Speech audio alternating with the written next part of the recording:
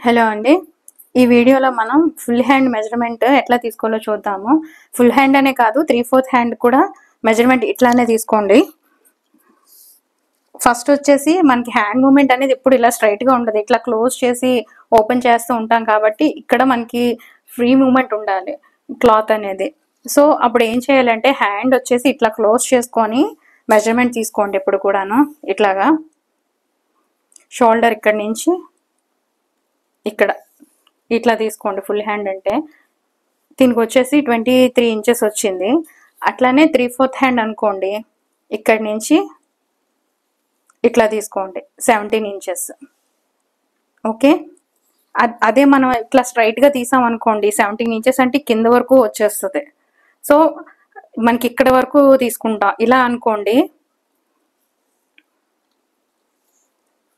ఇక్కడ వరకు వస్తుంది.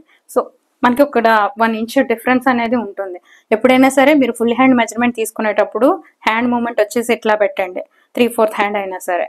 ఓకే, నార్మల్గా అయితే ఇక్కడ ఎల్బో వరకు తీసుకున్నట్లయితే నార్మల్గా ఇట్లా తీసేసుకోవచ్చు. స్లీవ్స్ ఇక్కడ 3 ఇంచెస్ తీసుకున్నా, 8 ఇంచెస్ తీసుకున్నా, ఇక్కడ ఎల్బో వరకు తీసుకున్నా నార్మల్గా ఇట్లా హ్యాండ్ ఇట్లా పెట్టేసి తీసుకోవచ్చు. Thank you.